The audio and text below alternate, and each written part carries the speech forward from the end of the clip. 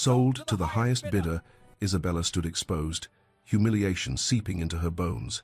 Just as the final gavel was about to fall, the doors slammed open. A man, tall and cold, strode in, his eyes locked on her. £400, he declared, and the auction house went silent. The Duke's voice rang clear, and in a flash, he was lifting her from the platform, rescuing her from a fate worse than death. But why had he paid double the price? What did he really want from her? The answer would change everything. Hello, lovely. If you're enjoying this historic romantic tale, I'd be so grateful for a like or a subscribe. It helps me bring you more stories of love, longing, and history. And if you're up for it, tell me in the comments where you're watching from. I read every note, and it always brings a smile to my face. Chapter 1. The Auction. The wooden platform was cold beneath Isabella's bare feet. Each splinter, a small indignity added to the greater horror. She kept her eyes fixed on a water stain on the far wall of the auction house, anything to avoid the faces below, the men who studied her like livestock at Smithfield Market. 22 years of age, the auctioneer droned, his voice carrying through the smoke-thick air. Educated reads and writes, some French, unblemished skin, good teeth, pleasing countenance. A man in the front row, Mr. Garrett, she thought. Someone who had once dined at their table leaned forward with interest. Let's see her smile, then. Laughter rippled through the crowd. The sound wrapped around Isabella's throat like a noose. She did not smile. The air reeked of unwashed bodies, cheap gin, and something else, the particular desperation that clung to places where human beings were reduced to their monetary value. Rain drummed against the grimy windows, but inside, the press of bodies made the room stifling despite the October chill. Edward will care for you, her mother had whispered 2 years ago, her hand cold in Isabella's grip. Promise me you'll let him care for you. Isabella had promised. She had believed. What a fool she had been. The day after the funeral, Edward's mask had slipped. The concerned stepfather had vanished, replaced by a man whose eyes held calculation instead of compassion. Within a week, she understood. Her mother had been the shield, and now Isabella stood exposed to a man who saw her as nothing more than an inconvenience to be managed. Or, as it turned out, sold. We'll start the bidding at £50, the auctioneer announced, snapping Isabella back to the present horror. A bargain for such quality, gentlemen. Trained for household management, decorative enough for £60. A voice from the middle of the room. Isabella's hands trembled. They weren't bound with rope, there was no need. The humiliation itself was binding enough, chains forged from shame and powerlessness. 75. Another voice, rougher. Her books had been sold first. The leather-bound volumes her father, her real father, Harold Worthington, had given her. Then her mother's jewellery, the few pieces that had survived Margaret's first marriage. Then the house staff, let go one by one until only old Mrs. Davies remained, weeping as she packed her things. £100. Mr. Grimshaw's voice cut through her memories. She knew him, Edward's primary creditor, a man whose business interests existed in the murky spaces where legality blurred. His eyes were hungry as they travelled over her, and Isabella felt her skin crawl. The bidding continued. 120, 150. Men called out numbers, reducing her entire existence to pounds and shillings. 3 days in the cellar had prepared her for this, Edward had said. 3 days in the dark with only bread and water, until she was too weak to fight when they came for her, until she understood that resistance was futile, that she had no choices left. £200. Grimshaw's voice rang with triumph. In the corner, partially hidden by shadow, Edward Worthington nodded eagerly. His face gleamed with sweat and relief. £200 would satisfy some of his debts, buy him time with the others. That his stepdaughter's life would be destroyed in the process clearly troubled him not at all. The auctioneer raised his gavel, the sound of it soon to fall like a judge's sentence. £200 from Mr. Grimshaw. Going once. Isabella closed her eyes. Whatever came next, she would endure. She would survive. She would. The doors burst open with such force that they slammed against the walls, the bang echoing through the suddenly silent room like a gunshot. Every head turned. A man strode through the entrance, rain glistening on his dark hair, his Hessian boots clicking against the warped floorboards with the steady rhythm of inevitability. He was tall, broad-shouldered, dressed in evening clothes that spoke of wealth so secure it needed no ostentation. His face was all sharp angles and harder resolve, his eyes dark and seeing everything, the smoke, the leering men, the girl on the platform trying desperately to disappear. Duke Frederick Ashford. Even Isabella, isolated as she had been these past years, recognized him. Everyone knew the Duke of Ashford, the man who had vanished to the continent for 3 years and returned harder, colder, moving through society like a blade through silk. He did not pause, did not survey the room or acknowledge the shocked silence. He simply walked forward until he stood before the platform, his eyes finally meeting Isabella's. £400. His voice was clear, cold, final. Gasps erupted throughout the room. The auctioneer's mouth opened and closed soundlessly. Grimshaw half rose from his seat, face purple with outrage. In the corner, Edward's expression transformed from relief to greedy delight. Already calculating this unexpected windfall, the Duke climbed the 3 steps to the platform with deliberate precision. Isabella stood frozen as he removed his coat, fine black wool that smelled of sandalwood and rain, and something indefinably clean, a sharp contrast to the stench surrounding her. He draped it over her shoulders. The fabric was still warm from his body, and so heavy it nearly buckled her knees. It fell past her hands, drowning her small frame, but it covered the thin shift that had been her only garment, covered the shame of her exposure. For the first time since being dragged from the cellar, Isabella felt almost human. The Duke's eyes met hers, and something flickered in their depths recognition, perhaps, not of her specifically, but of her humanity, and beneath that, rage, carefully contained, but burning nonetheless. "Can you walk?" His voice was gentler than she expected, though still edged with steel. Isabella tried to answer, but her throat had closed. She managed a nod. She took 1 step forward. Her legs, weakened by days in the cellar and the shock of the past hour, trembled violently. The platform seemed to tilt beneath her feet. Without hesitation, without asking permission, the Duke bent and lifted her into his arms, one arm beneath her knees, the other supporting her back. She weighed nothing to him, she realized distantly. Or perhaps he was simply that strong. Isabella should have protested, should have insisted she could manage, but she was so tired, and he was warm, and for the first time in 3 days, 3 years, if she was honest, she felt safe. He turned and walked through the crowd, which parted before him like the Red Sea before Moses. Men who had been calling out bids moments ago now could not meet his eyes. "Your Grace," Edward's voice rang out, too loud, too eager. He pushed through the crowd, hand extended. "A pleasure doing business with you. Perhaps we might discuss." The Duke stopped walking. The temperature in the room seemed to drop 10 degrees. "If you ever approach her again," he said, his voice soft but carrying to every corner of the auction house, "business or otherwise, I will ruin you so thoroughly your creditors will seem merciful. Am I understood?" Edward's face drained of color. His extended hand fell to his side. Yes, your Grace. Understood." The Duke did not acknowledge the response. He simply resumed walking, carrying Isabella toward the door, toward the rain, toward whatever came next. The last thing Isabella saw before they passed through the doorway was Grimshaw's furious face and Edward's fearful one, and she felt nothing. No satisfaction, no triumph. Only a vast emptiness where emotion should be. The night air hit her like a baptism, cold rain on her face, washing away the stench of the auction house. The Duke's carriage waited, black and imposing, a driver holding the door open with careful neutrality. The Duke climbed in with her still in his arms, settling onto the leather seat and arranging his coat more securely around her. Only then did he set her beside him, maintaining a careful distance. The driver closed the door. The carriage lurched forward. Isabella sat in the darkness, wrapped in a stranger's coat that smelled of sandalwood and safety, and tried to comprehend what had just happened. She had been sold. She had been bought. She had been rescued. But rescued for what purpose? Men did not pay £400, double the highest bid, for altruistic reasons.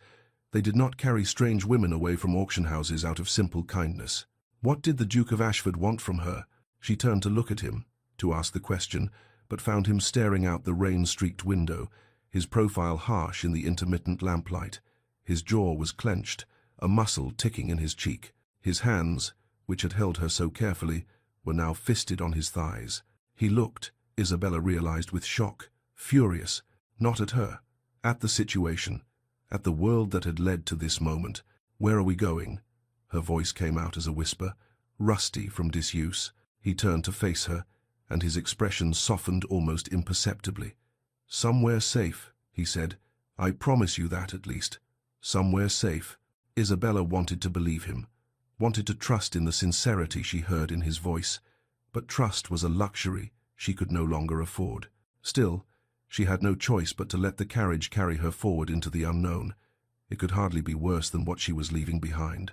The rain continued to fall as London's dark streets rolled past the window, washing the city clean, or trying to, at least. Some stains, Isabella knew, went too deep for rain to reach. Chapter 2. Sanctuary and Secrets. The carriage rolled through London's rain-soaked streets in silence, broken only by thunder. Isabella sat rigid against the leather seat, acutely aware of the Duke's presence across from her, close enough to be proper, far enough to be respectful. He had not touched her since settling her onto the seat, had not spoken since his promise of safety. She pulled his coat tighter around herself, breathing in the scent of sandalwood that clung to the wool. Her mind felt fractured, unable to process what had happened. One moment she had been standing on that platform, waiting for the gavel to fall and seal her fate. The next, she was here, rescued by a man she did not know, for reasons she could not fathom. Men did not spend £400 without expecting something in return. The thought made her stomach clench with familiar dread. Lightning illuminated the carriage interior, and she caught a glimpse of the Duke's face. He was staring out the window, his jaw tight, that muscle still ticking in his cheek. Anger radiated from him like heat from a forge, but she hoped it was not directed at her. The carriage finally stopped before a townhouse in Mayfair. Even through the rain and darkness, Isabella could see it was elegant, 4 stories of honey-colored stone, windows glowing with warm light. The kind of house she had lived in once, before her mother married Edward, before everything fell apart. The driver opened the door. The Duke descended first, then turned to offer his hand. Isabella hesitated before placing her trembling fingers in his.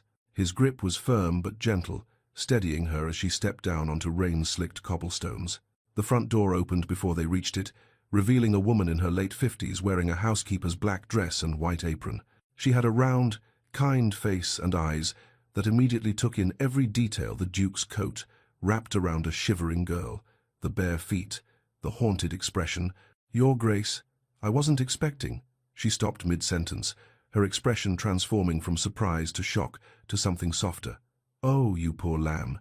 The simple kindness in those words nearly undid Isabella.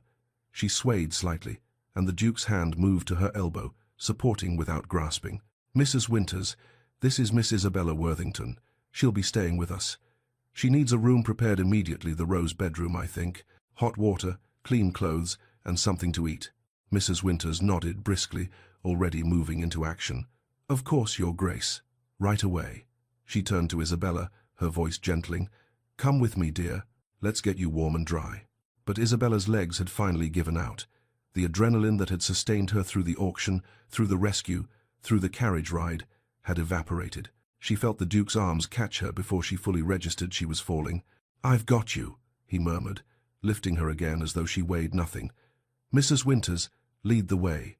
Isabella wanted to protest, to insist she could walk, but she had no strength left.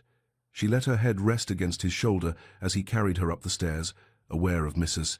Winters hurrying ahead, opening doors, issuing orders to unseen servants. The Rose bedroom was aptly named. Soft pink wallpaper, darker rose curtains, a 4-poster bed with cream-colored linens that looked impossibly clean and soft. A fire already crackled in the hearth, and Isabella could see a hip bath being filled with steaming water behind a screen. The Duke set her carefully in a chair before the fire. "Mrs. Winters will take care of you. I'll return shortly." He left before Isabella could respond, closing the door quietly behind him. Mrs. Winters moved with efficient compassion, helping Isabella out of the Duke's coat and the thin, shameful shift beneath. She made no comment on the bruises from Edward's rough handling, from the cellar's stone floor, but her lips pressed into a thin line of disapproval. The bath was bliss. Isabella sank into the hot water, letting it envelope her, wash away the stench of the auction house and 3 days of captivity. Mrs. Winters had added something that smelled of lavender, clean and calming. "Let's wash your hair, dear," Mrs. Winters said gently, and Isabella submitted to the maternal care, too exhausted to do anything but accept it. Afterward, wrapped in a soft nightgown and thick dressing gown, both far too large, probably borrowed from the household stores, Isabella was settled back in the chair before the fire. Mrs. Winters brought a tray, soup that smelled of chicken and herbs, fresh bread still warm, tea with honey. "You need to eat, miss," Mrs. Winters encouraged, setting the tray on a small table beside the chair. Isabella stared at the food. Her stomach was empty, had been nearly empty for days, but the thought of eating made her feel ill. Her hands, wrapped around the teacup, would not stop shaking. The trembling had started in the carriage and had only intensified, as though her body was finally releasing the terror she had suppressed. Mrs. Winters watched her with concern but did not push. "I'll leave you to rest then. Ring if you need anything. Anything at all." After she left, Isabella sat motionless, watching the flames dance in the hearth. The fire's warmth seeped into her bones, but she could not seem to get truly warm, could not seem to feel anything beyond a vast, hollow numbness. A soft knock at the door. "Miss Worthington, may I enter?" The Duke's voice. Isabella's throat closed, but she managed a quiet, "Yes." He entered, changed from his evening clothes into simpler attire, dark trousers, white shirt, a burgundy waistcoat. He looked younger, without the formal coat, more human. He carried 2 glasses and a crystal decanter of amber liquid. "You should eat," he said, noting the untouched tray. "But I suspect you can't." "Not yet."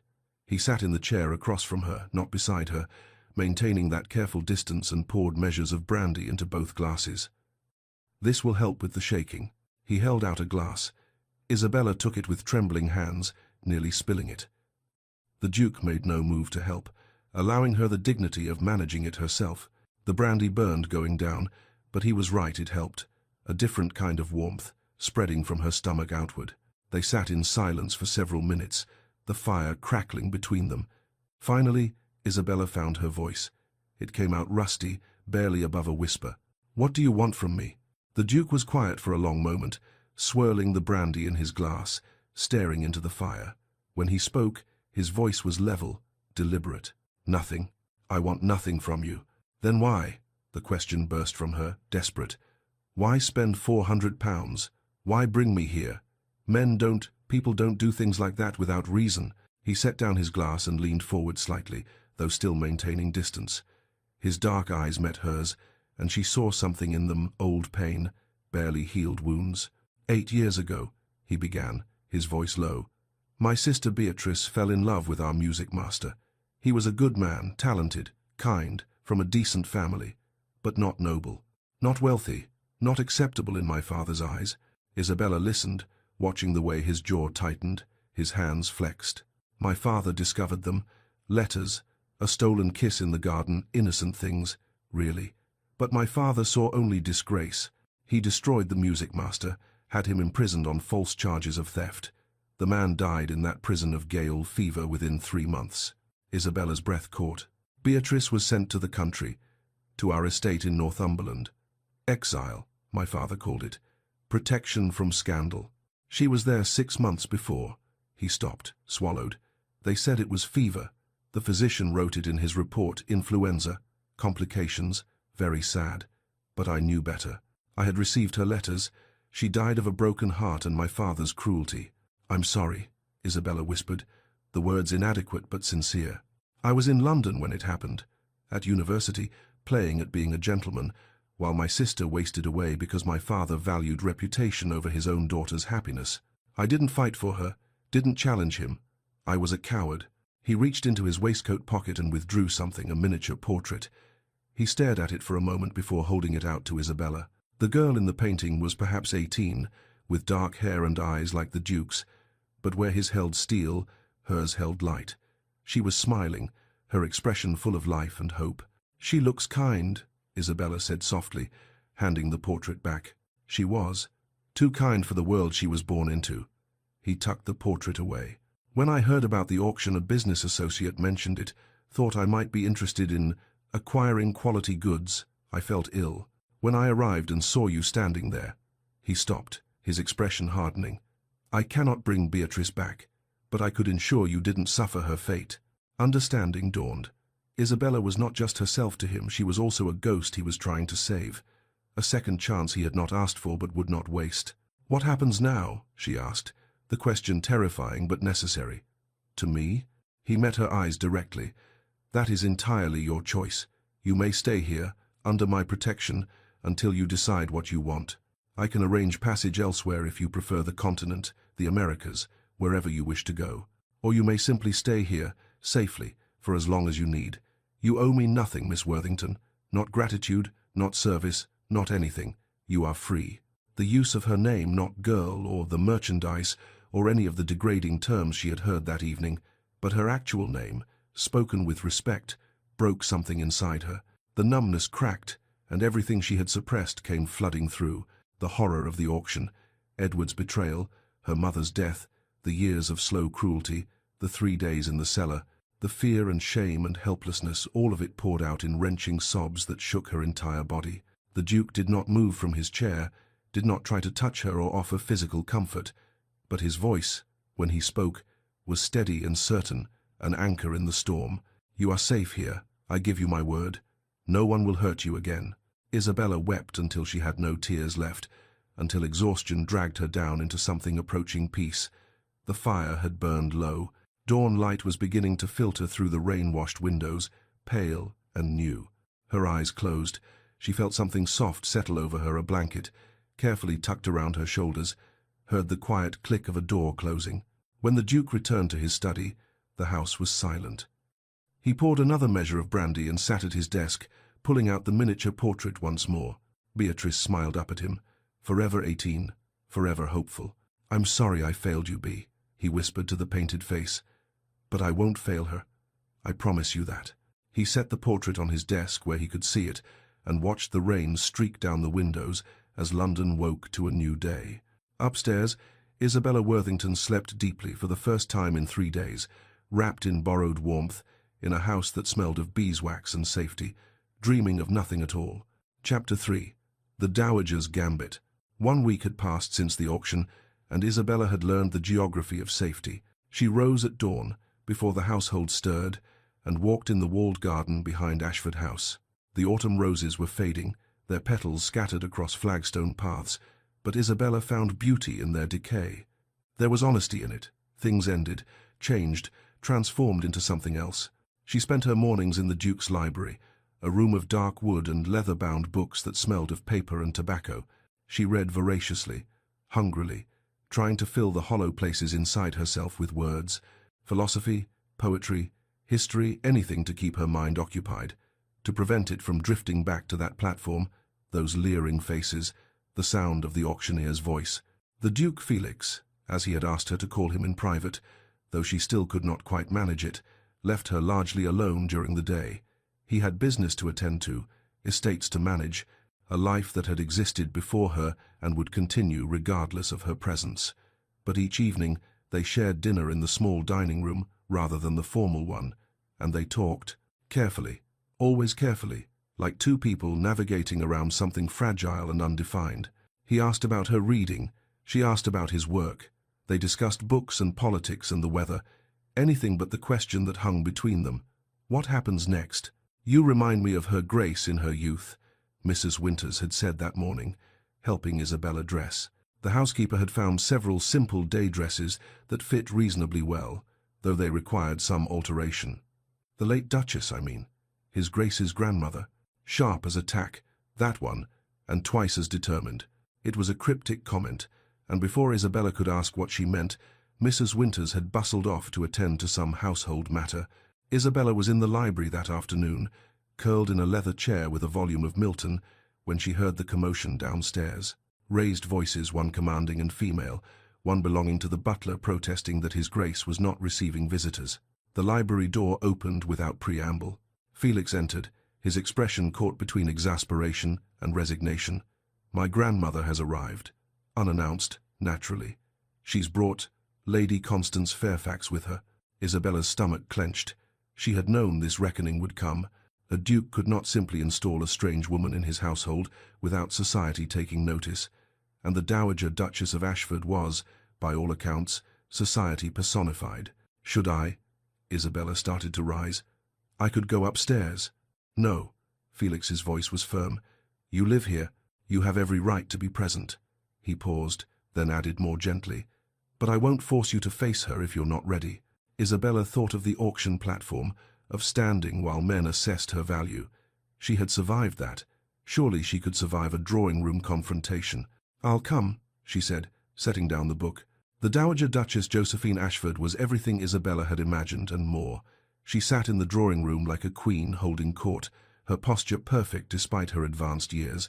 She wore dove-grey silk, her white hair arranged in an elaborate style that should have looked ridiculous but somehow appeared regal. Her eyes were the same dark shade as Felix's, but where his held banked rage, hers held calculation sharp enough to cut. Beside her sat a young woman who could only be Lady Constance Fairfax. She was breathtakingly beautiful, golden hair, porcelain skin, features arranged in perfect proportion.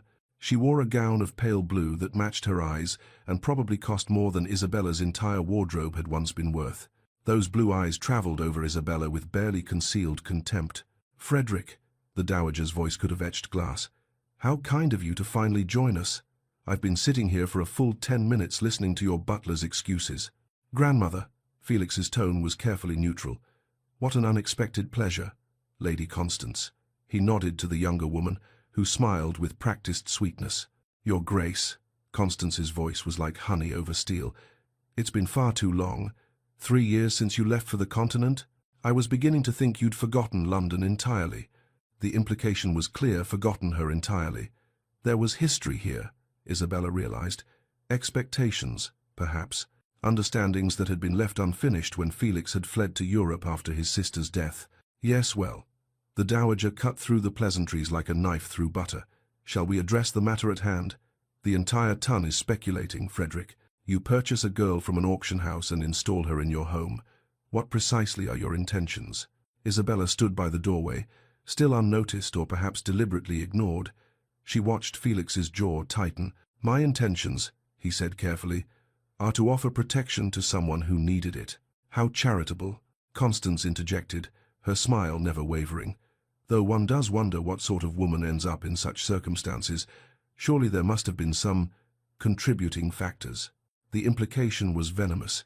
Isabella felt its sting even across the room. Women who were sold at auction must have deserved it, somehow must have been foolish or wanton or brought ruin upon themselves. Lady Constance, Felix's voice had taken on a dangerous edge. Enough. The Dowager raised one elegant hand. Where is this girl? I wish to meet her.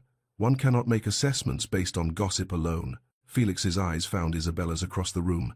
She saw the question there. She could still leave, still retreat upstairs, but something in her refused.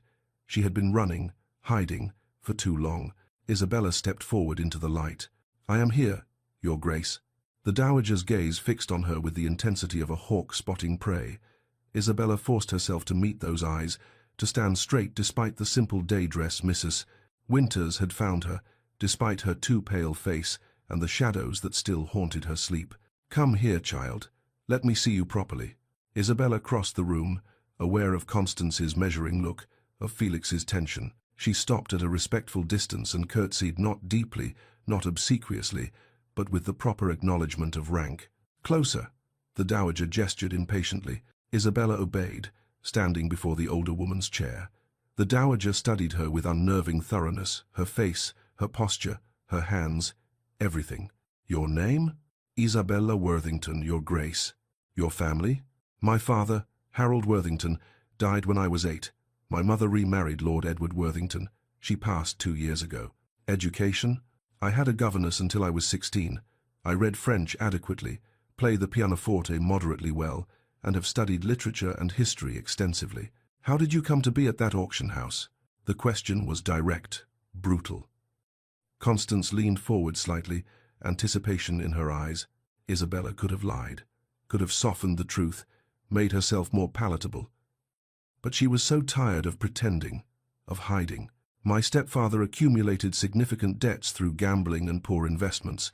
When my mother died, I became inconvenient. He sold everything of value in the household, including eventually me, to satisfy his creditors. Silence. The Dowager's expression remained unreadable. You were kept in the house during this time? Yes, Your Grace. Until 3 days before the auction, when I was locked in the cellar to discourage resistance. She heard Felix's sharp intake of breath, though she had not told him that detail before. Constance laughed, a brittle, crystalline sound. How Gothic, though one must wonder if such dramatic circumstances weren't somewhat embellished. Damaged goods often come with dramatic stories, I've found. Lady Constance, Felix's voice was ice, but Isabella did not look away from the dowager.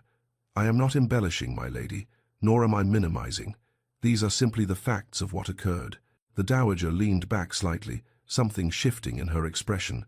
You have courage, child, and intelligence. These can be cultivated. She turned to Felix. Leave us. You as well, Constance. I wish to speak with Miss Worthington privately. Grandmother, Felix began. Now, Frederick. Constance rose gracefully, her smile fixed but her eyes furious. Of course, Your Grace. Come, Duke Ashford. Perhaps you can show me the gardens. I recall they were quite lovely. Felix hesitated, his gaze on Isabella. She managed a slight nod she would be all right. Finally, he left, Constance's hand possessively on his arm. When the door closed, the dowager gestured to the chair Constance had vacated. Sit, child. My neck aches from looking up at you. Isabella sat, her hands folded in her lap to hide their trembling. I will be direct, as I suspect you prefer it, the dowager began. My grandson has created a scandal by bringing you here. Society will tear you apart if given the opportunity.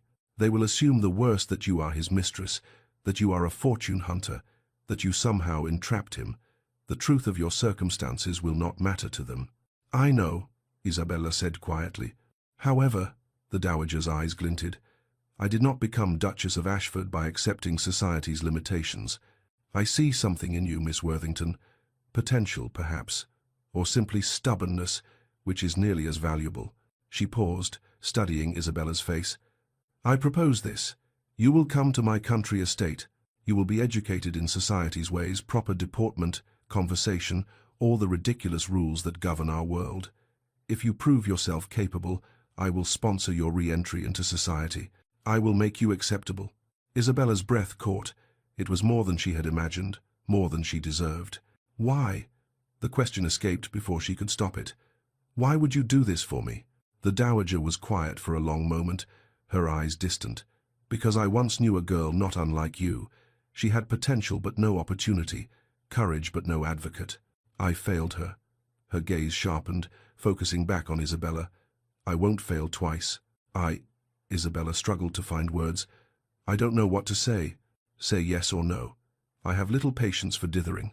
It's too much to ask of Isabella, Felix said, re-entering the room without knocking. Evidently, he had been listening at the door. She's been through enough without being thrown into society's arena. But Isabella was already shaking her head. This was her choice, her decision. For the first time in years, she had agency. Why would you do this for me? She asked the dowager again, needing to understand. The older woman's expression softened almost imperceptibly. Because strength should be rewarded, not punished. Because intelligence should be cultivated, not wasted. And because my grandson sees something in you worth saving, which means there is something there worth finding. Isabella looked at Felix, who stood tense and conflicted by the door, then back to the dowager. I accept, she said clearly. Thank you, Your Grace. The dowager nodded, satisfied. Excellent. We leave in 3 days. That should give you time to prepare. She rose, and Isabella hastily stood as well. I expect dedication, Miss Worthington. I expect you to work harder than you have ever worked. Can you do that? Yes, Your Grace. Good. The dowager swept toward the door, pausing beside Felix. She has spine, Frederick. Don't let anyone break it. Then she was gone, leaving Isabella and Felix alone. You didn't have to accept, Felix said quietly. You could have said no. I know. Isabella met his eyes. But I'm tired of being a victim. Your grandmother is offering me a chance to be something else. That evening, Isabella found Felix in the library. He was standing by the window, staring out at the darkening garden. I brought you something, he said without turning. He crossed to his desk and picked up a leather-bound volume, holding it out to her. Wollstonecraft, A Vindication of the Rights of Woman. I thought you might appreciate it. Isabella took the book, touched. You've been paying attention, more than I intended to. he admitted, and something in his voice made her heart stutter. 3 days later, Isabella stood in the entrance hall of Ashford House with her small bag of belongings. The dowager's carriage waited outside. Felix walked her to the door. "If you need anything, if my grandmother is too demanding, or if you simply wish to return, send word. I'll come for you." "I'll be fine," Isabella said, with more confidence than she felt. "I know you will." He paused, then added quietly, "I'll miss our dinners." "As will I." The dowager appeared in the doorway. "Come along, Miss Worthington. We have a schedule to keep." Isabella took one last look at Felix, standing in the doorway of the house that had become her sanctuary. Then she climbed into the carriage, and London began to fall away behind them. Neither of them acknowledged what they both already felt, that saying goodbye, even temporarily, hurt more than it should. Chapter 4. The Breaking Point. Ashford Park sprawled across the Hertfordshire countryside like a jewel in an emerald setting. The estate house itself was Elizabethan, all honey-coloured stone and leaded windows, surrounded by formal gardens that even in early spring showed signs of magnificent design. Isabella had arrived in late winter when everything was dormant, waiting. Now, 6 weeks later, the first crocuses were pushing through the soil, and she understood the metaphor all too well. She was being rebuilt from the ground up. Mornings began at 6 with Monsieur Archambault, the deportment instructor the dowager had imported from Paris. He was a thin, severe man, with an eagle eye for posture, and a wooden pointer he rapped against furniture when Isabella's shoulders drooped even slightly. "Non, non, a lady does not slouch. The spine is straight, the shoulders back but relaxed. You are not a soldier, mademoiselle, but neither are you a sack of grain." Again. Isabella would walk the length of the ballroom with books balanced on her head, 3 at first, then 5, then an entire stack that threatened to topple with each step. Her neck ached constantly for the first week, but gradually the correct posture became natural, automatic. After deportment came dance lessons with Mr. Pemberton, a rotund master from London who played the pianoforte with surprising grace and called out instructions in a booming voice. 1, 2, 3, 1, 2, 3. Light on your feet, Miss Worthington. You are dancing with a duke, not wrestling a bear. Isabella learned the waltz, the quadrille, the cotillion. Her feet developed blisters that Mrs. Winters treated each evening with lavender salve. But Isabella was a dedicated student, absorbing everything with the hunger of someone starving. Each skill mastered was a small victory, a piece of armor against the world that had tried to destroy her. Afternoons were spent with the dowager herself, learning the intricate rules of society. Who could be acknowledged on the street and who required a formal introduction, the precise depth of curtsy for each rank, the art of conversation, how to be engaging without being forward, intelligent without being threatening, memorable without being scandalous. Society is a game, child, the dowager explained one afternoon in her private sitting room. A ridiculous, arbitrary game with rules that make no logical sense, but it is the game we must play, and we play to win. Isabella's natural intelligence shone during these lessons. She could pass the complex social hierarchies, remember the intricate family connections, understand the unspoken rules that governed every interaction. The dowager watched her with satisfaction and something that might have been pride. Lady Constance was also in residence at Ashford Park, ostensibly to assist with Isabella's education. In reality, she was a constant, needling presence, offering barbed compliments, making subtle corrections that undermined Isabella's confidence, positioning herself as the example of everything Isabella was not and never could be. "Oh, Isabella," she would say, her voice dripping with false concern, "you really must work on your vowels. That hint of, well, one can hear you didn't have proper instruction from childhood, but I'm sure with enough practice, no one will notice your background." The implication was always there. Isabella was common, inferior, playing at being something she could never truly become. By the 3rd week, the dowager declared Isabella ready for a small dinner party with local gentry. Nothing too daunting, she assured Isabella. Just 8 guests, an informal evening, a chance to practice her skills in a controlled environment. Isabella was terrified. She dressed carefully in a gown the dowager had commissioned pale green silk that brought out the color of her eyes. Mrs. Winters had come from London specifically to help with her hair, arranging it in an elegant style that made Isabella look older, more sophisticated. "You'll be wonderful, dear," Mrs. Winters assured her, fastening a simple pearl necklace borrowed from the dowager around Isabella's throat. "Just remember everything you've learned." The evening began well. Isabella was seated between a kindly baronet and a rector's wife, both of whom seemed genuinely pleasant.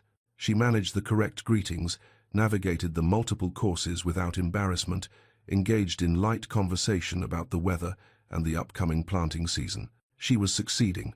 She was proving herself. Then Constance struck. "Miss Worthington," she said during a lull in conversation, her voice bright and interested, "you must tell us about your family. The Worthingtons of... where was it again? I confess I cannot place the name in Debrett's peerage." The table fell silent. Every eye turned to Isabella. Her throat went dry. There was no good answer. The truth was impossible, but a lie would be exposed eventually. My family is not listed in Debrett's," she managed. "My father was Harold Worthington, a gentleman of modest means." "How interesting." Constance's smile was sharp as glass. "And you're coming out? Where did you make your debut?" I did not have a formal debut." A matron across the table, Lady Ashcroft, wife of a local magistrate, leaned forward with poorly concealed curiosity. "No debut? How unusual. But surely you were presented at some point. Who were your connections in London?" The questions continued, each one more pointed than the last. Constance had clearly prepared her allies well, coaching them on exactly what to ask. Isabella felt the walls closing in, the careful facade she had built crumbling under the assault. Where had she been educated? By whom? What had her father done? Where exactly had the family resided? Each question was a trap, and Isabella was drowning. "I'm afraid I'm feeling unwell," she heard herself say, her voice sounding distant and strange. "Please excuse me." She rose too quickly, nearly knocking over her wine glass, managed a curtsy that felt graceless and rushed, then fled. The garden was dark and cold, spring evening air biting through the thin silk of her gown. Isabella stumbled to a bench in the rose garden, still dormant, the canes cut back and waiting for warmth, and collapsed onto the stone seat. She had failed the dowager, failed herself, failed Felix. All that work, all those lessons, and she was still just the girl from the auction house, trying desperately to be something she was not. The sobs came violently, wrenching from somewhere deep inside. She was not strong enough for this, would never be strong enough. The past would always drag her back, always expose her, always prove that she did not belong. Isabella. She looked up through tears to find Felix standing on the garden path. He wore evening clothes. Must have just arrived. The dowager had mentioned his weekly visit was tonight, though Isabella had been too nervous about the dinner party to remember. "I heard what happened," he said quietly. "May I sit?" She nodded, unable to speak. He sat beside her on the bench, maintaining a careful distance, and said nothing. "Just present, just there." The silence stretched, broken only by Isabella's ragged breathing and the distant sound of nightingales in the hedgerows. Finally, she found her voice. "I can't do this. I'm not strong enough. Every time I think I've moved forward, something drags me back to that auction house. Back to who I really am." "And who is that?" Felix asked gently. "Someone who doesn't belong. Someone playing pretend." She wiped at her tears with the back of her hand. "Your grandmother is wasting her time. I'll never be good enough." Felix was quiet for a long moment. Then, "Do you know what I think strength is?" Isabella shook her head. "Strength isn't never falling down. It's getting back up." He turned to look at her directly. "And you've gotten up every single day since I met you. After the auction, after the cellar, after years of Edward's cruelty, you got up. That's not weakness, Isabella. That's extraordinary courage. But what if I fail? What if I embarrass your grandmother, embarrass you? Then you fail, and you try again." His voice was firm. "Isabella, you survived years of cruelty and one of the worst nights imaginable. A dinner party with provincial bores can't defeat you, not unless you let it." She wanted to believe him, wanted to believe she was strong enough. "After Beatrice died," Felix said, his voice dropping lower, "I ran away. I went to the continent and spent 3 years drowning in rage and grief. I avoided society, avoided my responsibilities, avoided everything that reminded me of what I'd lost." Isabella listened, watching his profile in the moonlight. "It was my grandmother who finally forced me to return. She told me I could spend my life bitter, destroying myself slowly, or I could use my position to change things, to protect people who couldn't protect themselves." He paused. "She gave me purpose again, a reason to get up." Is that what I am? Isabella asked, the question painful but necessary. Your charitable cause? Your reason? No. Felix turned to face her fully, and the intensity in his eyes stole her breath. He reached out slowly, giving her time to pull away, and took her hand. His fingers were warm, strong, steady. It was the first deliberate touch since he had carried her from the auction house. You're the woman who asked me why I remain part of a society I despise, he said. Who challenged me to be better. Who survived things that would have broken most people and still finds the courage to keep trying. You're not my cause, Isabella. His grip tightened slightly. You're becoming my reason. The moment stretched between them, charged with possibility. Felix leaned closer, his gaze dropping to her lips. Isabella's heart hammered against her ribs. Then he pulled back, releasing her hand, the spell breaking. We should return, he said, his voice rough. Your lessons continue tomorrow. Isabella took a shaky breath, trying to calm her racing pulse. Yes, she said, finding strength in his words, in his presence. They do. The next morning, Isabella requested a private audience with the Dowager. She found her in the morning room, reviewing correspondence. Your Grace, I need to speak with you about last night. The Dowager set down her letters. I am already aware of Lady Constance's behavior. She will be leaving Ashford Park this afternoon. What? Did you think I didn't notice her sabotage? The Dowager's eyes glinted dangerously. That girl forgets her place. She was a guest here on sufferance, and she abused that privilege. But I failed, Isabella protested. I fled the dinner table like a coward. You removed yourself from a situation designed to humiliate you rather than creating a scene. That, child, is called discretion, a quality sorely lacking in Lady Constance. The Dowager stood, approaching Isabella with measured steps. You were ambushed by a jealous woman using social warfare.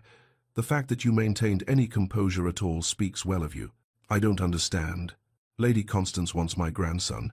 She has wanted him since they were children, and she believed his absence on the continent was merely a delay in their inevitable union. The Dowager's smile was sharp. She sees you as an obstacle, which means, my dear, you are succeeding far better than you realize.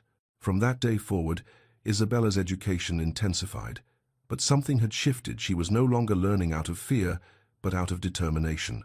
Constance's departure had removed a constant source of undermining criticism, and Felix's words had given Isabella something she hadn't possessed before: belief in herself. Felix's weekly visits continued, and each one deepened the connection between them. They walked through the awakening gardens, discussing philosophy and politics. They sat in the library in comfortable silence, reading in adjacent chairs. They talked about everything and nothing, building something neither could quite name but both recognized as precious. 6 weeks after arriving at Ashford Park, Isabella stood before a mirror in her room, preparing for a larger gathering, a proper dinner party with 24 guests. Mrs. Winters had returned from London to assist, and now she stood back, surveying her work with satisfaction. You look like a duchess, she said softly. Isabella studied her reflection. The woman looking back was elegant, poised, confident. She wore a gown of deep sapphire that complemented her coloring. Her hair was arranged in an intricate style. Her posture was perfect, thank you, Monsieur Archambault. But the real change was in her eyes. They no longer held the haunted look of the girl on the auction platform. They held determination. I look like who I might have been, Isabella said slowly, but I'm still who I am. Mrs. Winters smiled. And who you are, dear, is more than good enough. That evening, Isabella descended the staircase to the drawing room where guests were assembling. Felix stood at the bottom, watching her approach, and the look in his eyes made her breath catch. You're stunning, he said quietly when she reached him. I'm terrified, she admitted. Then we'll be terrified together, he offered his arm. Shall we? Isabella took it, feeling the strength in him, drawing on it while knowing she possessed her own. The dinner party was a success. Isabella conversed intelligently, danced gracefully, navigated every social pitfall with increasing confidence. When questions arose about her background, she had learned to deflect with grace and honesty. My family circumstances are complicated, but I am grateful for the Dowager's guidance. It was not the whole truth, but it was enough. As the evening drew to a close and guests departed, the Dowager found Isabella in the library. You did well tonight, child. Thank you, Your Grace. You're ready, the Dowager said. Ready to return to London, ready to face society properly. Isabella felt a flutter of fear, but also excitement. When? 1 month. That will give us time to prepare your wardrobe, arrange your introduction. The dowager paused. Are you ready for what comes next? Isabella thought of the auction house, of the cellar, of every moment that had led her here. Thought of Felix's words. Strength is getting back up. Yes, she said. I'm ready. Chapter 5. Convenient Lies. London in the spring was a revelation. Isabella had forgotten, or perhaps had never truly known, how beautiful the city could be when one was not trapped in it. The parks were lush with new growth, the streets bustling with life, the air filled with possibility rather than despair. She returned with the dowager to Ashford House, where Mrs. Winters greeted her like a returning daughter. Felix was away on business in Yorkshire, which Isabella told herself was a relief. She needed time to prepare, to settle, to transform herself from the student at Ashford Park into someone who could face London society. The dowager wasted no time. Within a week, she announced a ball in Isabella's honor. But your grace, Isabella protested, surely that's too much attention. Perhaps a smaller gathering. Nonsense. If we hide you away, they'll assume we're ashamed. We announce you to society properly, with all the confidence your position warrants. The dowager's eyes glinted. Besides, I haven't hosted a proper ball in years. I'm rather looking forward to it. The night of the ball, Isabella stood at the top of the grand staircase in Ashford House, her hands trembling despite Monsieur Archambault's lessons echoing in her mind. The gown the dowager had commissioned was a masterpiece cream silk with delicate gold embroidery, cut to perfection, making Isabella look elegant and refined without trying too hard. Ready? The dowager asked beside her. No, Isabella admitted. But I'll do it anyway. They descended together, and the ballroom fell silent. Every eye in the room fixed on Isabella, assessing, judging, speculating. She felt exposed in a way that echoed the auction house, but she forced herself to keep breathing, to maintain the posture and grace she had learned. Then the moment passed. The music resumed. People returned to their conversations, though Isabella could feel the weight of their curiosity. The evening unfolded like a dream. Men requested dances, young sons of peers, older gentlemen seeking conversation, even a viscount who complimented her French when she responded to his greeting. Women engaged her in discussion about books, music, the upcoming season, at the opera. Isabella was poised, charming, intelligent, without being threatening. She was succeeding. Felix arrived late, still in travelling clothes, having ridden hard from Yorkshire when he received word of the ball. Isabella saw him enter, saw the way he paused in the doorway, his eyes searching the crowd until they found her. The look on his face made her breath catch pride, certainly, but something deeper. Something that made her heart pound in a way that had nothing to do with nervousness about society. He watched from the periphery as she danced, as she conversed, as she navigated the intricate social waters, never approaching, never interfering, just present. But the whispers persisted. Who is her family, really? The dowager's charity project, I heard. She's lovely. But where has she been these past years? Rather mysterious circumstances, don't you think? Isabella heard fragments as she moved through the ballroom, each whisper a small cut. But she had learned to smile through discomfort, to deflect questions with grace, to survive. The ball was declared a success by the society papers the next morning. Miss Isabella Worthington was a charming addition to the season, with impeccable manners and considerable wit. But success, Isabella was learning, only made some people more determined to see her fail. Felix's mother, the Duchess of Ashford, arrived in London 3 days after the ball. She was a handsome woman in her late 50s, cold and elegant as a marble statue. She had not attended the ball a deliberate snub, but she was here now with explicit purpose. Felix told Isabella about the confrontation later, his jaw tight with anger. His mother had summoned him to White's, the gentleman's club, where she had taken the unprecedented step of demanding entrance to speak with her son. The scandal of it alone should have deterred her, but the Duchess was nothing if not determined. Lady Constance is a suitable match, she had said without preamble, well-bred, appropriate age, eager to fulfill her duties. This dalliance with your grandmother's project must end, Frederick. Isabella is not a project, Felix had replied, his voice dangerously quiet. And I'll marry when and whom I choose. You're 30 years old. Your grandmother indulges your eccentricities, but duty must prevail. You need an heir, connections, a duchess who understands her role. I understand my duty, mother. Better than you think. Do you? Or are you so determined to punish me for your father's sins that you'd throw away your future on some girl of uncertain origins? Felix had left without responding, but the words had lodged in him like thorns. That same afternoon, Isabella attended a ladies' tea at Lady Pemberton's townhouse. It seemed innocent enough an opportunity to further establish herself among the women of society. The dowager had encouraged her to go, to continue building connections. The drawing room was lovely, filled with spring flowers and gentle conversation. Isabella relaxed slightly, discussing a recent exhibition at the Royal Academy with Lady Sarah Thornton, a kind woman near her own age. Then she realized she'd left her gloves in the retiring room upstairs. "Excuse me a moment," she murmured, slipping away. She retrieved the gloves and was returning down the hallway when she heard voices from the drawing room, the door slightly ajar, the conversation carrying. "Really, the dowager means well, but polish can only do so much." Lady Constance's voice, unmistakable. Isabella froze in the hallway. "The girl was purchased at auction. I heard it from unimpeachable sources. Damaged goods. Literally. The Duke's charity is admirable, certainly, but imagine if he actually formed an attachment. The scandal would be delicious." Laughter rippled through the room, not everyone, but enough. "Surely even he isn't that foolish," another voice added. "A man of his position must marry appropriately. This girl is a temporary amusement at best." More laughter. Someone mentioned passing fancy and inappropriate charity. Isabella stood frozen in the hallway, the gloves clutched in her hand, hearing every word. The humiliation was crushing, worse than the auction, in some ways, because she had allowed herself to hope, had allowed herself to believe she could belong here.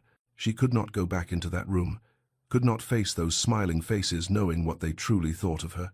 Isabella slipped down the servants' stairs and out a side entrance, calling for a hackney rather than using the dowager's carriage. She could not bear the kindness of the servants right now, the concerned questions. Back at Ashford House, she went directly to her room in the family wing and pulled out her small travelling bag, the same one she'd brought from the auction house, still tucked in the wardrobe. She was packing when Felix knocked and entered without waiting for permission. "Isabella, what's happened?" "Mrs. Winters said you came back from Lady Pemberton's in a state. I need to leave London." Her voice was mechanical, distant. "Perhaps the dowager can find me a position somewhere quiet, a governess, or a companion to an elderly lady. Somewhere I won't be a burden." "What happened?" He crossed to her, gentle but insistent. "Tell me." Something in his voice, the genuine concern, the care, broke through her defenses. "I'm ruining you," she said, and her voice cracked. "Your mother is right. Every moment I remain in your life, I damage your reputation. You've been so kind. Your grandmother has been generous, but I cannot repay that kindness by destroying you. You heard something at the tea. It wasn't a question. Tell me." She recounted the conversation, each word like glass in her throat, watched Felix's expression darken with rage as she spoke. Those narrow-minded, cruel. He stopped himself, visibly controlling his anger. His hands were fisted at his sides. "Isabella, I don't give a damn what they say." "But you should." Her voice rose, desperate. "You're a duke. You need an appropriate wife, heirs, a duchess who brings connections and impeccable breeding. Not some—" She couldn't finish. The words too painful. Felix started pacing, agitated in a way she'd never seen him. His usual careful control was cracking. Suddenly, he stopped, turned to face her. "Then marry me." Silence. Isabella stared at him, certain she'd misheard. "What?" "It's the perfect solution." The words came faster now, as though he was convincing himself as much as her. "An engagement will silence the gossips. As my fiancé, you'll be untouchable. No one will dare speak against a future duchess." "Felix, that's you, can't possibly. This is madness." "Why not? We're friends. We respect each other. Many marriages are built on far less. Friends. Respect, not love." Isabella felt her heart crack down the middle. "A convenient engagement," she said slowly. "Exactly. Temporary. Just until society fully accepts you. Then, if you wish, we can quietly end it. You'll be established, protected by having been engaged to me. You can make your own choices." He was still pacing, not meeting her eyes. "You'll be free." Every word was a knife. Isabella wanted to refuse, to protect what remained of her heart. But the practical part of her, The part that had survived Edward, the auction, everything knew this was safety. This was survival. "And what do you gain?" she asked quietly. Felix finally stopped pacing, but he looked away, toward the window. "Peace from my mother's machinations. The satisfaction of thwarting people like Constance, who think they can dictate my life." He paused, then added quietly, "And the pleasure of your company for a while longer." It wasn't a declaration of love, but it was something. Something that made hope flicker dangerously in her chest. Isabella's pride warred with pragmatism. She should refuse, should walk away from this man who had saved her but could never truly be hers, should protect herself from the inevitable heartbreak. "This is madness," she repeated. "Perhaps." He finally met her eyes. "But will you accept?" The silence stretched between them, heavy with everything they weren't saying. Finally, Isabella nodded. "Yes, but Felix." She forced herself to say it, to set the boundary that would protect her when this ended. "When this ends, we part as friends. I won't cling or make demands. I won't become another obligation." "Agreed." His voice sounded hollow. They shook hands formally, like business partners sealing a contract. His hand was warm around hers, and Isabella felt the electricity of his touch travel up her arm. But she released him quickly, before she could do something foolish like, "Hold on." Both of them were dying inside. Both of them were lying about their true feelings, and both of them knew it. The engagement was announced the next day in the morning papers. Society exploded with speculation. Lady Constance was reportedly furious, though she maintained a gracious facade in public. The Dowager was satisfied she had seen this coming, Isabella suspected, had perhaps even orchestrated it. Felix's mother was coldly disapproving but said nothing publicly. A week later, Isabella and Felix attended the opera together, their first public appearance as an engaged couple.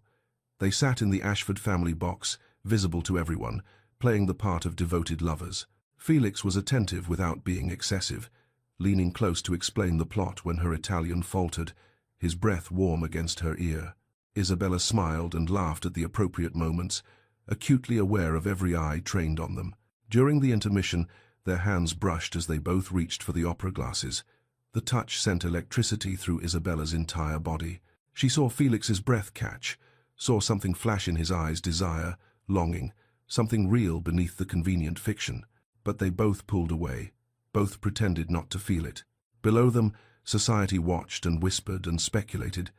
The Duke of Ashford and his mysterious fiancée. A love match or something more calculated? Time would tell. As the lights dimmed for the second act, Felix's hand rested on the arm of his chair, inches from Isabella's. She stared at those fingers, remembering how they had felt wrapped around hers in the rose garden at Ashford Park. "You're becoming my reason," he had said. But that was before. Before the engagement, before the lies, before they had both agreed this was temporary and convenient, and nothing more. Isabella turned her attention to the stage and tried to ignore the ache in her chest that felt remarkably like heartbreak. Chapter 6. Fractures and Revelations. The engagement settled over Isabella and Felix like a silk shroud, beautiful on the surface, suffocating beneath. In public, they were the perfect couple. Felix was attentive without being excessive, guiding her through drawing rooms with a hand at her elbow, bringing her refreshments at balls, engaging her in conversation that appeared devoted. Isabella smiled and laughed at the appropriate moments, accepted compliments on her ring, a sapphire surrounded by diamonds that had belonged to Felix's grandmother, and played the role of blissfully happy fiancé. In private, they were careful, distant. Two people orbiting each other at a safe distance, terrified of what might happen if they drew too close. But the chemistry was undeniable. A lingering look across the breakfast table when Felix thought she wasn't watching. The accidental brush of hands when they both reached for the same book in the library. Conversations that started about trivial matters and somehow became deeper, more intimate, until one of them would remember the boundaries and pull back. They shared dinners at Ashford House most evenings, the Dowager often joining them.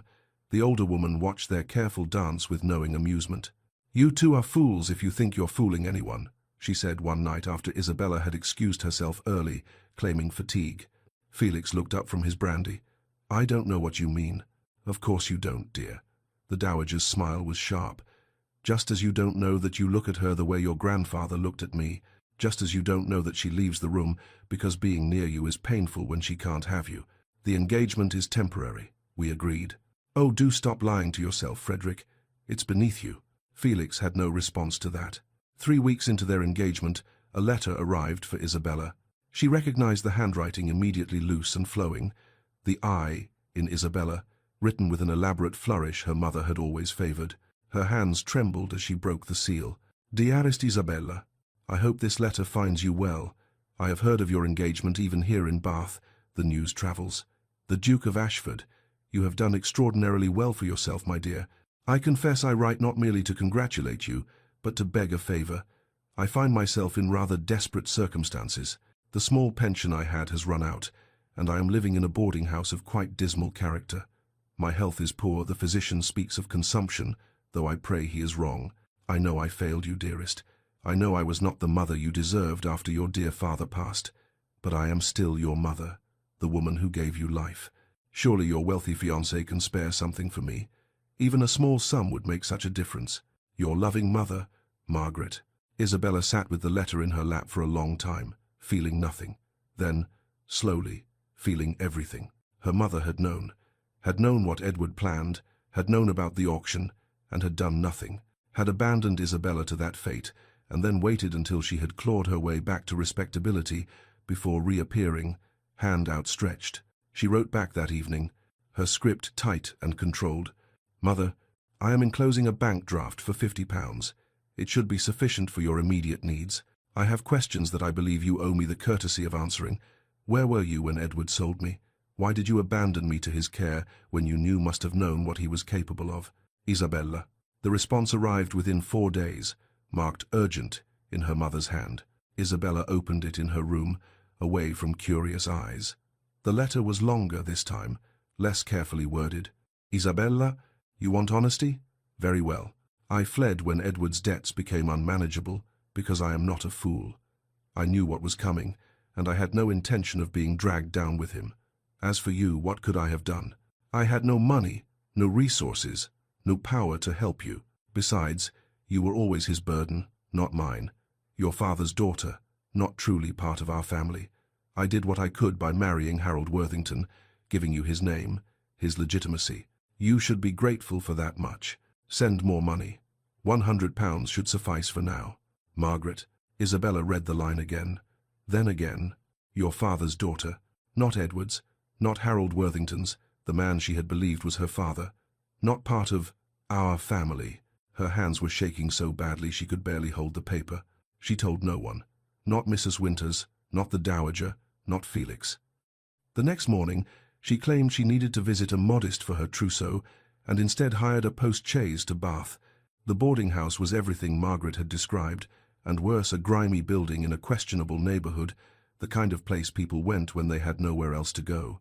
Isabella paid the driver to wait, and climbed the narrow stairs to the room number her mother had included in the letter. Margaret opened the door on the third knock. She was thinner than Isabella remembered, worn by drink and bitterness. Her once beautiful face was haggard, her dress stained and mended. For a moment, mother and daughter simply stared at each other. "Well," Margaret said finally, "look at you. Quite the lady now, aren't you? Who was my father?" Isabella's voice was steady, cold. Margaret smiled a bitter, ugly expression. "Straight to it, then. No pleasantries, no concern for your poor, suffering mother. Answer the question." Margaret stepped back, gesturing Isabella inside. The room was small, dingy, smelling of gin and desperation. "Your father was Edmund Fairfax, the Earl of Thornbury. I was his mistress for 2 years. When I became pregnant, he paid me handsomely to disappear and never speak of it. I married Harold Worthington to give you legitimacy. Harold was kind enough to accept you as his own. The Earl of Thornbury. Isabella knew that name, everyone did. He had been disgraced 10 years ago for embezzlement and fraud, had fled to the continent to escape prosecution. He had died in exile 3 years later, penniless and alone. So you see, darling," Margaret continued, pouring herself gin from a bottle on the windowsill, "you're not just poor, you're illegitimate, the bastard daughter of a criminal. I'm sure your Duke will be thrilled when he learns the truth." "How dare you?" "How dare I what? Tell you the truth? You demanded it." Margaret took a long drink. "Besides, it's rather relevant now, isn't it? Because I've written to the Dowager Duchess. A lovely letter explaining your situation, your true parentage, your illegitimacy. the criminal blood running through your veins. Isabella's breath caught. You're blackmailing me? I'm surviving, as I always have, as you should understand. Margaret's smile was venomous. Unless I receive a substantial sum, let's say £500, those letters will be delivered. Imagine the scandal. The Duke of Ashford, engaged to the bastard daughter of the disgraced Earl of Thornbury. Delicious, really. You're blackmailing your own daughter? You're not really my daughter, though, are you? You're Edmund's mistake that I've carried for 22 years. Time for you to pay me back for that burden. Isabella stood, shaking with rage and disgust, and a grief so profound it threatened to crush her. I will not give you money to hold over me for the rest of my life. Then I'll send the letters. Do what you will. You have no power over me anymore. She left before Margaret could respond, fled down the stairs and into the waiting carriage. She made it halfway to London before the shock wore off, and she started crying. By the time she reached Ashford House, it was late evening. She went directly to Felix's study, not caring about propriety or appearances. He looked up from his correspondence when she entered, and his expression immediately shifted to concern. Isabella? What's happened? She told him everything. The letters, the trip to Bath, Margaret's revelations, the blackmail attempt.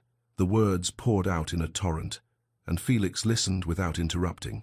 When she finished, he was quiet, processing.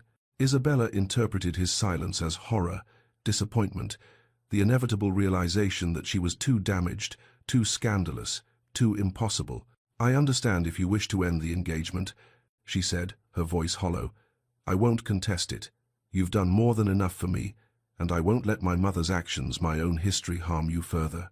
Felix stood slowly, came around the desk. Isabella, look at me. She couldn't. She was too ashamed, too broken. He stepped closer, gently lifting her chin until she had no choice but to meet his eyes. What she saw there wasn't horror or disappointment. It was fury, but not at her. Your mother, he said carefully, is a piece of work. Your biological father was a bastard and a criminal. And none of that, not one bit of it, diminishes who you are. I'm illegitimate, the daughter of a disgraced earl. This will destroy you. I don't give a damn about my reputation. His voice was fierce. But I do care about you. We'll handle your mother. We'll handle society. Together. That word together broke something in Isabella. The careful control she'd maintained since Bath shattered, and she started crying. Not delicate tears, but ugly, wrenching sobs that shook her entire body. Felix pulled her into his arms, and she clung to him like a drowning woman. His arms were solid around her, one hand stroking her hair, his voice a steady murmur against her ear. I've got you. I promise, I've got you. In that moment, with her face pressed against his chest and his heart beating steadily beneath her cheek, Isabella realized the truth she'd been avoiding. She loved him. Completely, irrevocably, impossibly. Felix, holding her, felt her tears soaking through his shirt and realized his own truth. He was in love with her, had been for weeks, maybe months. Perhaps from the moment he'd seen her on that auction platform and felt his heart crack at her dignity in the face of such degradation. But neither spoke the words. The moment was too fragile, too complicated. There was still Margaret to handle, still society to face, still the impossible gap between what they wanted and what they could have. Felix handled Margaret with ruthless efficiency. He sent his solicitor to Bath with a contract, £500 paid immediately, with the legal stipulation that any future contact with Isabella or attempts at blackmail would result in criminal prosecution for extortion. Margaret signed without reading it thoroughly, took the money, and disappeared to the continent within a week. I'm sorry you had to, Isabella started, when Felix told her it was done. Stop. His voice was gentle but firm. Your mother's actions are not your responsibility. Her choices are not your shame. But the damage was done. Isabella now saw herself as permanently tainted, illegitimate, daughter of a criminal, born of scandal. The engagement that had seemed impossible before now felt like a cruel joke. That night, alone in her room, Isabella wrote a letter. Dearest Felix, I cannot continue with this arrangement. You deserve so much better than the bastard daughter of a disgraced earl. You deserve a duchess who brings honor to your name, not scandal and shame. Please know that my time with you has been the happiest of my life. You saved me in every way. A person can be saved, and I will carry that gratitude, always. But I cannot in good conscience allow you to sacrifice yourself for me. I release you from our engagement. Consider yourself free of all obligations. Yours, Isabella. She sealed the letter with wax, her hands steady. Tomorrow, she would deliver it to him. Tomorrow, she would end this before it destroyed them both. Tonight, she would allow herself to weep for what could never be. Chapter 7. Public Reckoning. The morning light was pale and new when Felix broke the seal on Isabella's letter. He read it standing in his study, still in his shirt sleeves, his morning coffee cooling forgotten on the desk. His expression shifted from confusion to understanding, to something harder, determination edged with fury. Not at Isabella, never at her, but at the circumstances that had convinced her she was unworthy of love. He set down the letter with deliberate care and strode from the room. Isabella was in the morning room, staring blankly at a plate of toast she had no intention of eating. She had slept perhaps 2 hours, her eyes red and swollen from crying. Today she would tell Felix in person, would face him while she destroyed the fragile happiness they had built. The door opened without warning. Felix stood in the doorway, still disheveled from his morning routine, her letter clenched in his hand. His expression was thunderous. "You're not ending this engagement." Isabella stood, her heart hammering. "Felix, I have to. I won't ruin you." He crossed the room in 3 strides, close enough that she could see the muscle ticking in his jaw, the barely controlled emotion in his eyes. "What if I don't want you to end it? What if this stopped being convenient weeks ago?" Isabella's breath caught. "What are you saying?" For a moment, she thought he would say it, would speak the words that hung between them like a prayer. But Felix pulled back slightly, not quite ready to make the full declaration. Not here, not like this, not in private, where she could dismiss it as pity or obligation. "I'm saying you don't get to make decisions for me," he said, his voice rough. "We're going to the Marlborough ball tonight, together, as an engaged couple, and we're going to face whatever comes. Agreed?" Isabella wanted to refuse, wanted to protect him from the scandal that was coming, but the hope in his voice, the fierce determination in his eyes, made her helpless. "Agreed," she whispered. That evening, the Duke of Marlborough's townhouse blazed with light. Every window glowed, every chandelier sparkled, every candle flickered in welcome. The ball was the event of the season. Everyone who mattered was present, and everyone who didn't matter desperately wished they were. Isabella stood before her mirror while Mrs. Winters made final adjustments to her gown. The Dowager had commissioned it specifically for tonight, deep sapphire silk that brought out the green in Isabella's eyes, cut to perfection, making her look regal rather than merely pretty. "You look like a queen," Mrs. Winters said softly. "I feel like a sacrifice," Isabella admitted. "Then hold your head high, dear. Sacrifices should at least have dignity." Felix was waiting at the bottom of the stairs, resplendent in black evening clothes that made him look every inch the Duke. When he saw Isabella descending, something flickered in his expression, awe, possession, and something deeper that made her breath catch. He offered his arm. "Ready?" "No, but I'll do it anyway." His smile was brief, but genuine. "That's my girl. My girl." The words wrapped around Isabella's heart and squeezed. They entered the Marlborough ballroom together, and the effect was immediate. Conversation didn't precisely stop, but it faltered, dimmed, as every eye in the room turned to assess them. The Duke of Ashford and his controversial fiancée. Isabella felt the weight of those stares like physical pressure. She forced herself to breathe, to remember Monsieur Archambault's lessons about posture, to maintain the graceful composure she had learned. Lady Constance was there, beautiful and cold in ice-blue silk that matched her eyes.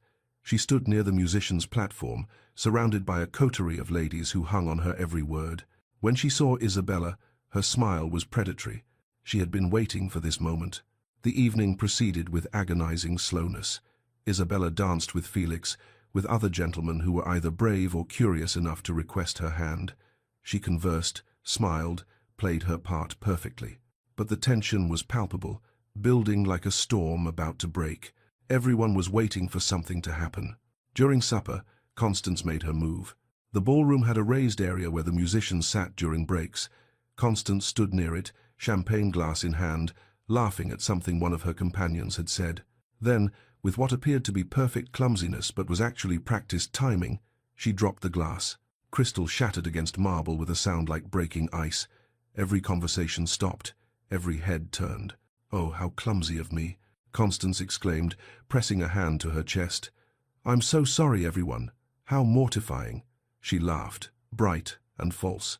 Though, speaking of accidents, she turned, her gaze finding Isabella with laser precision.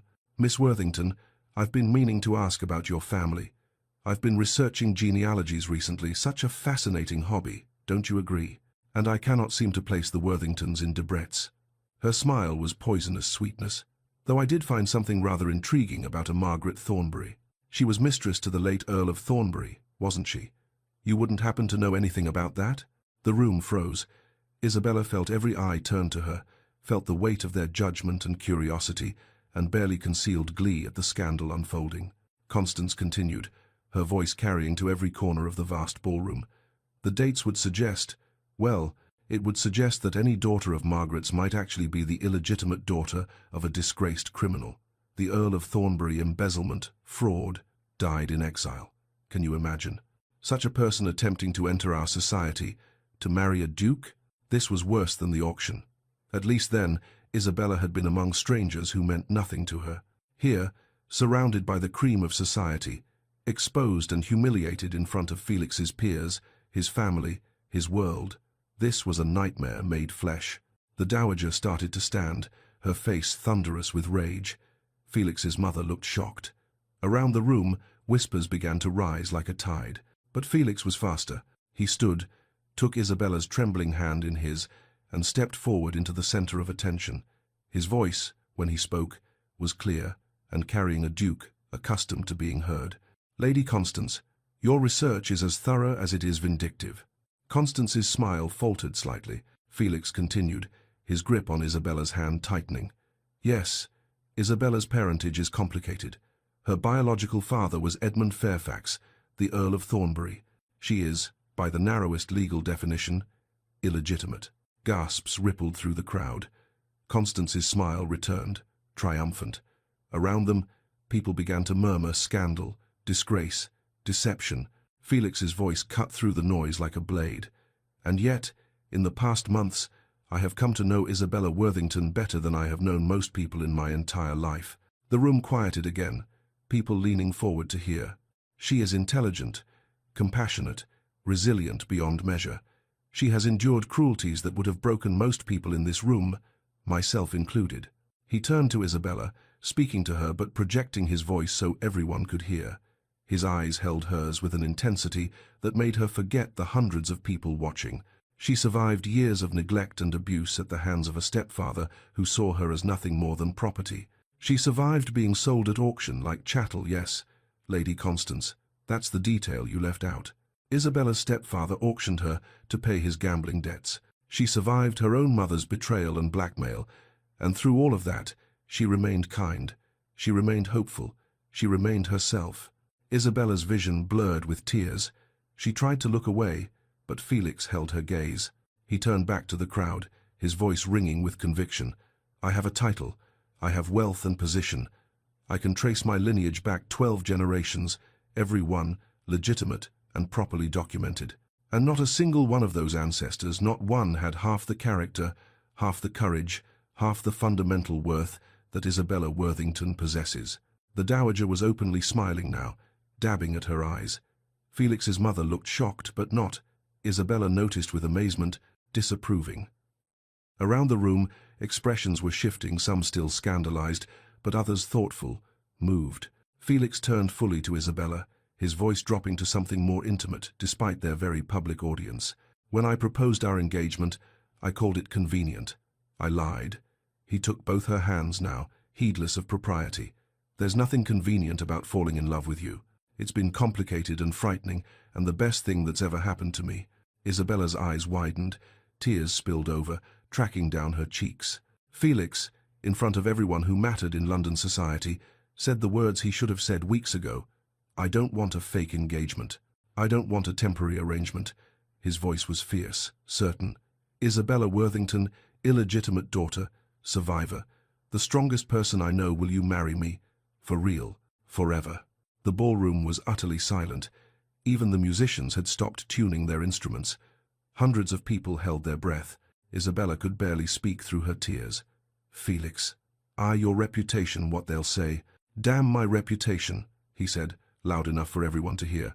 Answer the question. She saw everything in his eyes, love, determination, absolute certainty. He was choosing her, publicly, irrevocably, without reservation. "Yes," she whispered, then louder. "Yes, I'll marry you." Felix kissed her. Not a chaste engagement kiss, not a polite peck appropriate for public viewing. He kissed her like a man claiming his future, like a declaration of war against anyone who would try to separate them. His arms came around her, pulling her close, and Isabella forgot the audience, forgot the scandal, forgot everything, except the feeling of finally being exactly where she belonged. The dowager stood and began to applaud, her face bright with triumph and joy. Slowly, others joined her. Not everyone. Lady Constance fled the room. Several older matrons followed in righteous indignation. Various scandalized guests made their exits. But enough remained, enough to matter. The music resumed, a waltz. Felix swept Isabella into his arms and onto the dance floor, and the world narrowed to just the two of them, spinning together while society watched and whispered and adjusted. "You really love me?" Isabella whispered against his shoulder. "Desperately," Felix murmured back. "Have for weeks, maybe longer. I was just too much of a coward to say it. I love you too. I think I have since you carried me out of that auction house." "Then we're both fools who wasted time." She looked up at him, this man who had saved her and seen her and chosen her despite everything. "We have all the time now." "All the time in the world," he agreed, and kissed her again, softer this time, a promise rather than a declaration. The ball continued around them. Society was divided, some scandalized beyond repair, some moved by the romantic gesture, most simply fascinated by the drama. But the declaration had been made, the choice announced, the line drawn. Late that night, after they had escaped the ball and returned to Ashford House, Isabella and Felix found themselves in the garden. The same garden where she had broken down after the disastrous dinner party, where he had first told her she was strong. "Your mother will never fully forgive me," Isabella said quietly, looking up at the stars. "My mother will adjust. Or she won't. It doesn't matter." Felix's arm was around her waist, solid and sure. "She doesn't get to dictate my life. Society will always whisper. Let them whisper, Isabella. I spent 3 years running from life after Beatrice died, running from grief, from responsibility, from anything that mattered. Then I found you, or you found me, and I remembered why life matters, why fighting for what's right matters, why love matters." He turned her to face him. "I'm not losing you to anyone's expectations, not society's, not my mother's, not yours." Isabella touched his face, this beautiful, broken, healing man who had chosen her. "I was so afraid," she admitted, "afraid I would destroy you." "You saved me," he corrected. "You made me remember who I wanted to be." They stood together in the garden, looking at the stars, two damaged people who had found each other in the darkness and chosen light, both scarred, both healing, both brave enough to believe in tomorrow. "Thank you," Isabella whispered. "For what?" "For seeing me, for choosing me, for loving me despite everything." Felix kissed her forehead, gentle and reverent.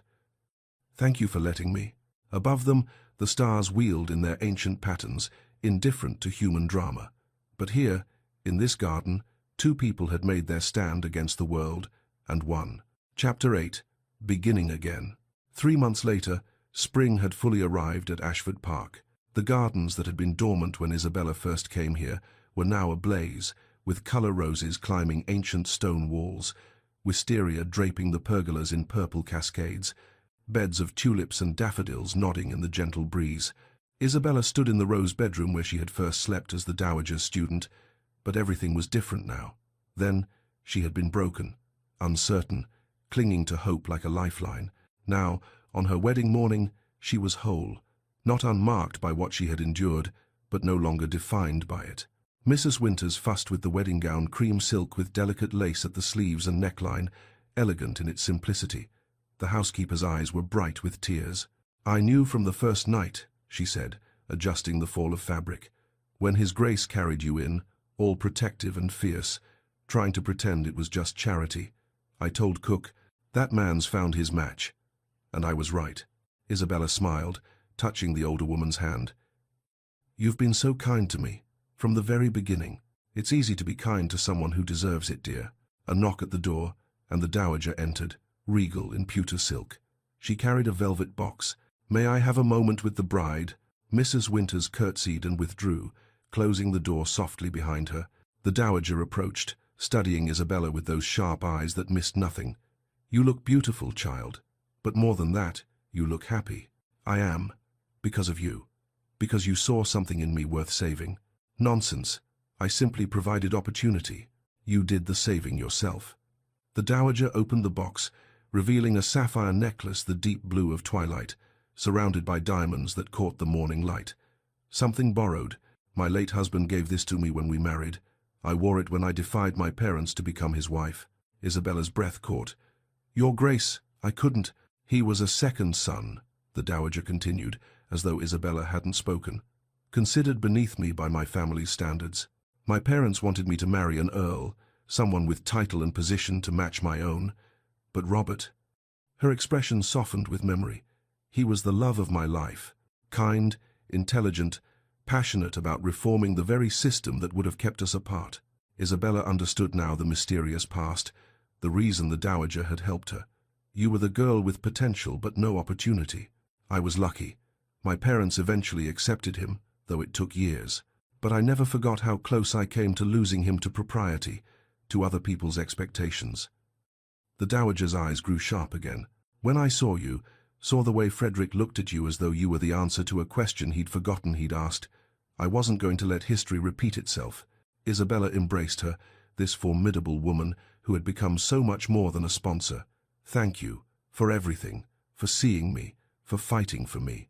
The dowager returned the embrace, brief but genuine. "Thank you for loving my grandson, for reminding him what it means to truly live." The chapel at Ashford Park was small and ancient, built of grey stone that had stood for 4 centuries.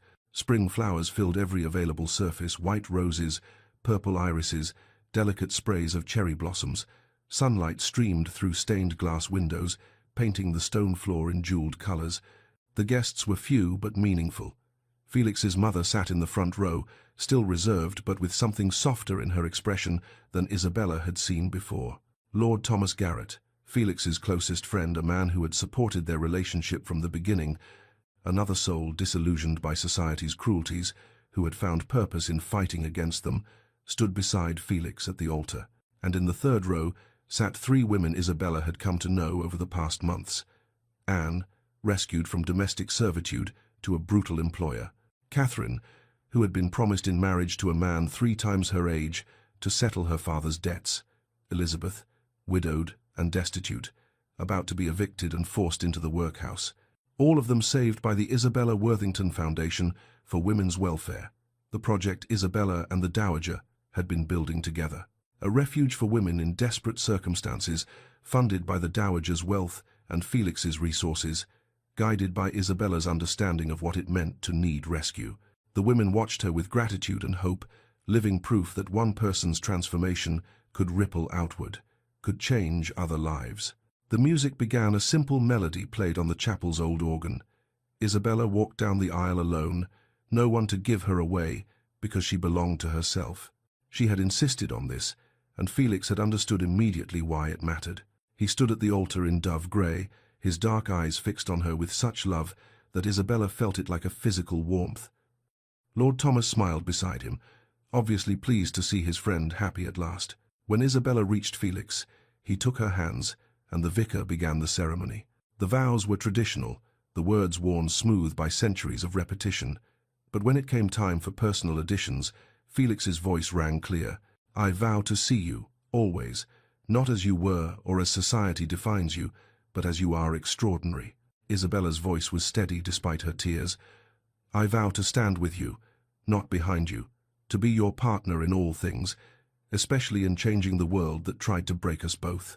When the vicar pronounced them husband and wife, Felix kissed her with pure joy, not just passion or possession, but the simple happiness of 2 people who had found home in each other.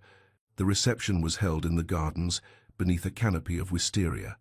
It was elegant but warm, nothing like the formal balls that dominated London society. Tables laden with food, champagne flowing freely, laughter and genuine conversation rather than pointed gossip. Felix's mother approached Isabella during the meal, drawing her aside to a quiet corner of the garden. "I owe you an apology," the Duchess said stiffly. "I was wrong about what Frederick needed. I thought duty and propriety would make him happy, would honor his father's memory. She paused, choosing words carefully. I've never seen my son truly happy until you. I was wrong about what he needed, wrong about you. It wasn't a warm embrace or effusive declaration, but it was genuine. Isabella accepted it for what it was. Thank you, Your Grace. That means more than you know. A servant approached with a silver salver bearing a single letter. This just arrived for Her Grace, the Duchess of Ashford. Her Grace, the Duchess of Ashford. The title still felt strange, too large for her to inhabit. Isabella opened the letter. The handwriting was unfamiliar, but the signature made her breath catch. Edward Worthington. Isabella, I heard about the wedding. I won't trouble you. I know I have no right to any part of your life, but I wanted you to know that I was cruel because I was weak. You deserved so much better than what I gave you. Congratulations on your marriage, Edward. Isabella showed it to Felix, who had appeared at her elbow with 2 glasses of champagne. He read it, his expression carefully neutral. How do you feel? Nothing, Isabella said, surprised by the truth of it. Is that wrong? No. Felix folded the letter and tucked it into his pocket. He doesn't deserve your hatred or your forgiveness. Nothing is exactly what he's earned. As afternoon turned to evening, the dowager stood to make a toast. Her voice carried across the garden, commanding attention effortlessly. I have lived a long life and seen much. I have seen love destroyed by propriety, crushed by convention, sacrificed to expectation. She looked at Felix and Isabella, her eyes bright. But I have also seen love defy the odds. Today, we celebrate not just a marriage, but a triumph. 2 people who refuse to let the world dictate their worth or their future. To the Duke and Duchess of Ashford. Here, here, Lord Thomas called out, raising his glass. Though I should add I've known Felix for 15 years, and I've never seen him smile this much. It's actually rather unsettling. I keep checking to make sure he's not ill. Laughter rippled through the guests. Mrs. Winters stood, wiping happy tears. To love, she said simply, the kind that sees us through. As twilight painted the sky in shades of rose and gold, Felix took Isabella's hand and led her away from the celebration, through the formal gardens to the rose garden, where they had shared so many significant moments. Do you remember the first time we talked here? Felix asked, settling beside her on the stone bench. You were convinced you'd fail. I remember you telling me that strength was getting back up. Isabella leaned against his shoulder, watching the sun sink toward the horizon. You gave me hope when I had none. I was a hypocrite, Felix admitted. I'd been down for 3 years after Beatrice died, and I hadn't gotten up. Not really. You're the one who showed me how. They sat in comfortable silence, watching the light change, the shadows lengthen. Finally, Isabella spoke, her voice thoughtful. Sometimes I still feel her. The girl on that auction block, terrified and certain her life was over. What do you tell her? Felix asked gently. That she was right, that life did end. But something better began, something she couldn't have imagined even in her wildest hopes. Felix took her hand, threading their fingers together. We've been discussing the foundation, but I have another idea. I want to use my position in the House of Lords to push for legal reforms, debtors' prisons, women's property rights, child welfare protections. You'd face significant opposition. Let them oppose. I have you. We'll face them together. Together, Isabella echoed, testing the word, finding it solid and true. I still can't quite believe this is real. Believe it. You're a duchess now, the Duchess of Ashford. Society will have to adjust. He kissed her temple. Though I should warn you, my mother is already making pointed comments about heirs. Isabella laughed, the sound bright in the gathering dusk. One battle at a time, Your Grace. They returned to the reception as stars began to appear. Lanterns had been lit, their warm glow creating pools of golden light. Music played, and Felix led Isabella in one final dance, just the 2 of them in the center of the garden, while their guests watched and smiled. 1 year later, the Isabella Worthington Foundation for Women's Welfare occupied a gracious townhouse in Bloomsbury. Isabella stood in the entrance hall with a young woman named Sarah, who clutched a small bag containing all her worldly possessions. This is the main sitting room, Isabella explained, leading Sarah through rooms that had been carefully designed to feel safe rather than institutional. You'll share a bedroom with 2 other residents until we can arrange more permanent lodging. There's a library, a workroom where we teach various skills, and a small garden. Sarah was 19, thin and frightened, with bruises fading on her wrists. Her family had sold her to their landlord to settle back rent. The foundation had intervened before the transaction was completed, but the trauma was fresh and raw. "I don't understand," Sarah whispered. "Why would you help me? You don't even know me." Isabella led her to a private corner, sat beside her on a comfortable sofa. "I know you're frightened. I know everything feels impossible right now. But I promise you, this is not the end of your story. It's just the beginning." "How can you know that?" Tears spilled down Sarah's cheeks. "Because I was you." Isabella took the girl's hand gently. 3 years ago, I stood on an auction block while men bid on me like livestock. I thought my life was over, but it wasn't, and neither is yours." Sarah stared at her, processing this revelation. You're the Duchess of Ashford." "I am, but I'm also Isabella, who understands what it means to be treated as property, who knows what it takes to rebuild yourself from nothing, and I'm telling you, you are stronger than you know." The front door opened, and Felix entered, still in riding clothes from a morning session at the House of Lords. He greeted Sarah warmly, welcoming her to the foundation, making her feel like a person rather than a charity case. As they prepared to leave, Isabella saw Sarah watching them, this Duke and Duchess, who believed in second chances because they had lived them. In the carriage home, Isabella leaned against Felix's shoulder, comfortable and content. "Do you ever regret it?" she asked quietly. "The scandal, the gossip, choosing me over propriety?" Felix didn't even hesitate. Not for a single second. "You? I regret that I doubted you. Doubted us, but nothing else." "Good." He kissed the top of her head. "Because I'm not letting you go. Not in this lifetime." Isabella smiled, then took a breath. "In that case, I should tell you something. I spoke with the physician this morning." She felt Felix tense. "Are you unwell?" "Quite the opposite." She turned to look at him, watching his expression carefully. "It seems in about 7 months you'll get your heir, or heiress." For a moment, Felix simply stared. Then his face broke into the widest smile Isabella had ever seen. Pure, unguarded joy.